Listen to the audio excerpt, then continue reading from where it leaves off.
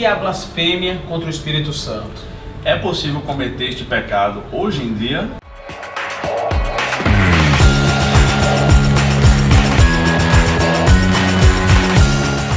Eu sou Edivaldo Filho, eu sou professor da Escola Bíblica Hoje.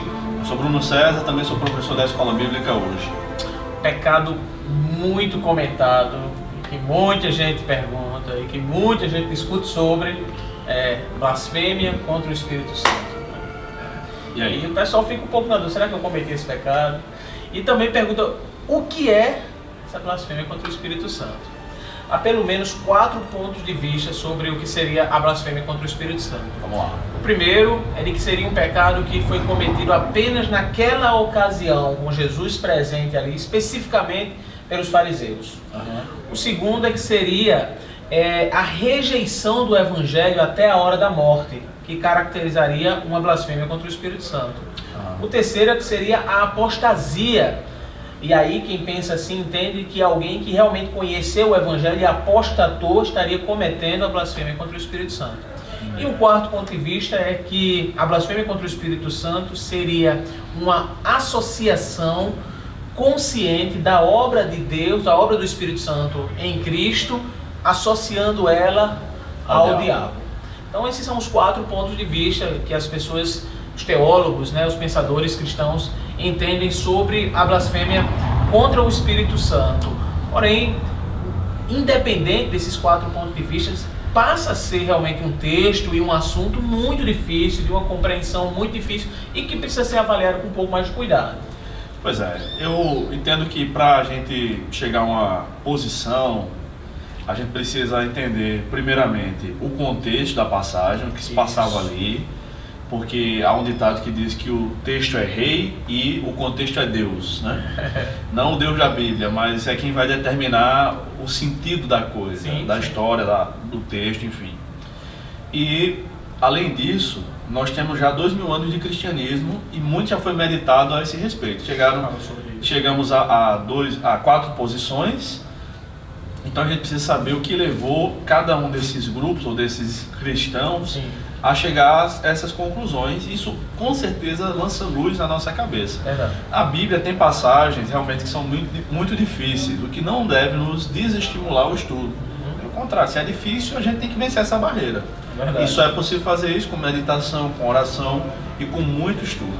Há muitos cristãos que já tiveram medo de ter cometido esse pecado. Também já vi outros que associaram a pessoas que estavam afastadas e disseram palavras ruins para o Evangelho.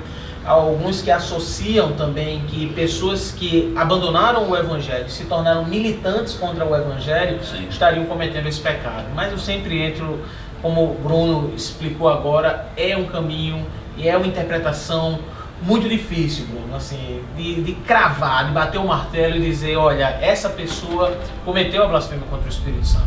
Talvez fosse melhor o equilíbrio de entender que é difícil associarmos alguém que cometeu esse pecado. Mas o que eu queria dizer para você é que alguém que tem arrependimento sincero no seu coração, que compreende que quando peca, que quando faz algo que está errado, tem arrependimento, deseja a oração das pessoas, não cometeu este pecado. Eu penso que mesmo alguém que questiona, que fala sobre esse assunto, não cometeu também esse pecado, independente do ponto de vista sobre ele. É verdade. A palavra blasfêmia significa um pecado mais agressivo, vamos dizer assim, né? Mais prejudicial e mais intenso. Então, é verdade que existe a blasfêmia de uma maneira geral. Uma blasfêmia seria a zombaria da fé, seria a ridicularização de ex-membros da fé cristã, como você falou, mas não quer dizer que isso é essa blasfêmia contra o Espírito. É um pecado bem específico, né? Então é possível que alguns blasfemem, mas que não tenham cometido esta chamada blasfêmia contra o Espírito Santo. Tá bom? Então há essa distinção também, né? E também é bom lembrarmos que nos 4 pontos de vista é pecado que acontece ali. Alguém que rejeita Cristo até a hora da morte. Os fariseus naquele texto cometeram naturalmente um pecado. Alguém que comete apostasia e alguém que associa a obra do Espírito Santo em Cristo ao diabo estão cometendo pecado. Sim. E aí o que caberia para alguém definir era o que seria propriamente dito essa blasfêmia contra o Espírito Santo. Há discordâncias, eu acredito que a gente deve omitir alguma opinião agora, né, Bruno? E ainda ao longo de 2000 anos de história da igreja, como você falou, não cravar 100% isso, né, cara? Peraí. Beleza. Aí agora seria bacana a gente omitir a opinião e... Emitir. Oh. Então, eu quero me pronunciar dizendo que, particularmente até o momento, eu entendo que este pecado de blasfêmia contra o Espírito, que é um pecado imperdoável, não é mais possível ser cometido atualmente. Eu acredito que isso era possível quando Jesus estava encarnado aqui na Terra, e aí era possível ter certeza de que aquela era uma obra de Deus. E essa blasfêmia, eu acredito que foi um pecado cometido intencionalmente, propositalmente, conscientemente contra Deus. Ou seja, eles disseram que aquela obra era do diabo quando sabiam que era de Deus, do Espírito Santo. E como Jesus não está mais hoje, eu acho que é possível blasfemar. Não deve se blasfemar, é claro, mas não é esse pecado imperdoável. Particularmente até hoje essa é a minha posição.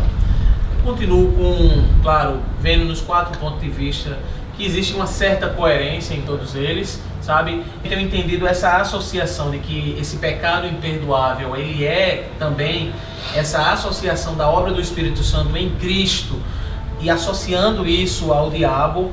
Tenho lá as minhas dúvidas, mas eu acredito que ele pode ser cometido mesmo nos dias de hoje.